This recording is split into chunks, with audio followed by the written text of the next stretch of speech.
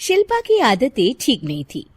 वो ना बोलने से पहले कुछ सोचती और ना ही कुछ करने में। उसकी इस आदत से सभी परेशान रहते। बहन, घर पर मेहमान आए हैं और शक्कर खत्म है, थोड़ी शक्कर दे दो, मैं बाजार जाऊंगी तो ले आऊंगी। अरे शिखा बहन, तुम तो माफी करे, जब देखो तुम्हारे घर में कुछ न कुछ खत्म ही रहता है। अरे शिल्पा, चिल्ला क्यों रही हो? कहा ना घर में मेहमान बैठे हैं, सुन लेंगे। सुन लेंगे तो सुन ले, तुम लोगों की मांगने वाली आदत तो बंद होगी। अच्छा शिल्पा, ना दो शक्कर, लेकिन बात तो अच्छे से करो। एक कटोरी शक्कर के लिए तुमने मेरी बड़ी बेइज्जती कर दी। शिल्पा बड़बड़ाते अंदर चली जाती है तो शिखा भी घर चली जाती है। माँ, क्या हुआ?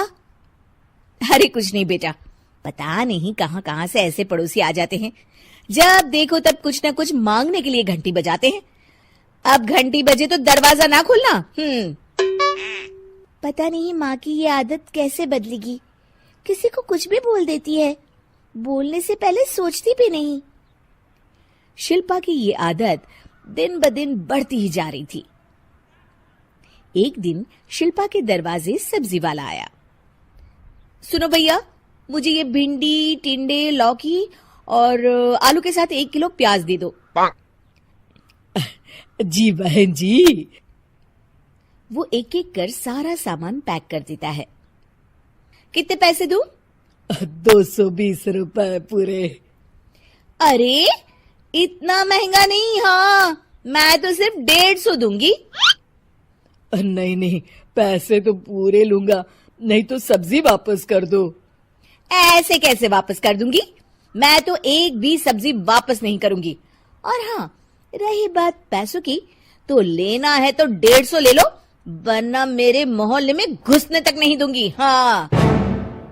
अरे नहीं बहन, हम लोग गरीब लोग हैं, ऐसा ना करो। पकड़ो ये 150 और दफा हो जाओ। शिल्पा की बेटी अंदर से ये सब देख रही थी। शिल्पा, तूने तो हद कर दी। बेचारा गरीब आदमी, उसका तो गुजारा ही इसी से होता है। बोलने से पहले सोचा कर बेटा। माँ, आप चुप रहो, घर चलाना बच्चों का खेल नहीं। और वैसे भी इतनी महंगी सब्जी थोड़ी ना होती है। आपको तो सिर्फ खाने से मतलब है, लेकिन मुझे तो सब सोचना पड़ता है ना। शिल्पा की सास ये बात सुनकर दुखी हो जाती हैं। शिल्पा की बेटी शिल्पा की ये सारी बातें सुन रही होती है। शिल्पा की बेटी एक दिन माँ से कहती है, माँ, ओ माँ, जरा यहाँ तो आना। ओहो, क्या हुआ? क्यों चिल्ला रही हो ऐसे बेटा? हुआ क्या?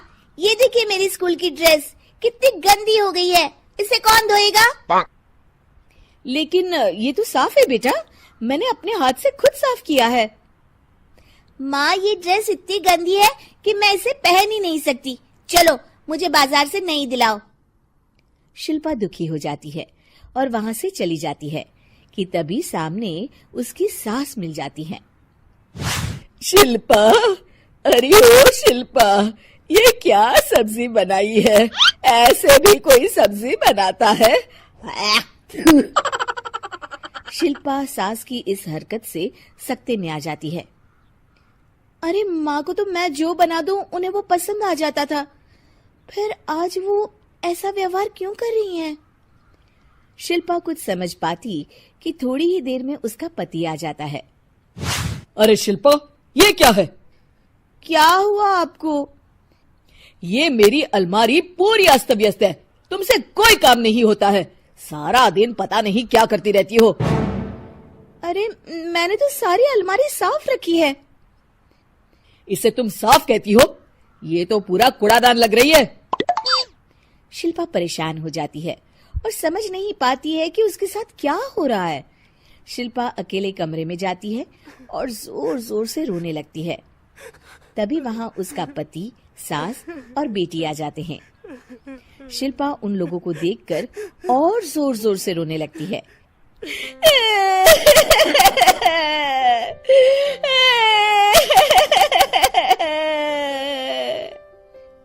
कि तभी उसकी सास उससे कहती है, क्या हुआ? यहाँ बैठकर रोती रहोगी या फिर खाने को भी कुछ बनाओगी? माँ, पहले आप बताएं, आप लोगों को क्या हुआ है जो मुझसे ऐसा व्यवहार कर रहे हैं? वही हुआ है जो तुम्हें रोज होता है। मैं समझी नहीं।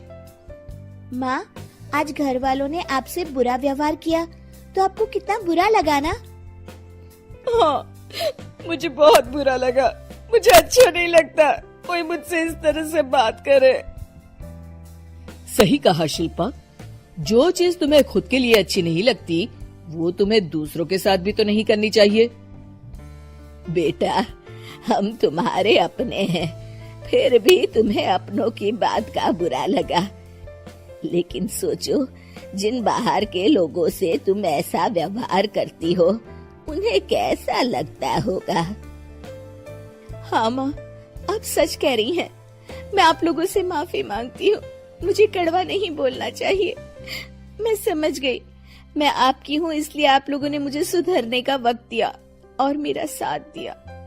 लेकिन जिन बाहर के लोगों से मैं बुरा व्यवहार करती आई, वो लोग मेरे कड़वे बोल से कितने दुखी होते होंगे। मैं वादा करती हूँ, आज से ऐसा व्यवहार किसी के साथ नहीं करूंगी। सीख, हमें दूसरों के साथ वैसा ही व्यवहार करना चाहिए जो हम खुद के लिए अपेक्षा करते हैं।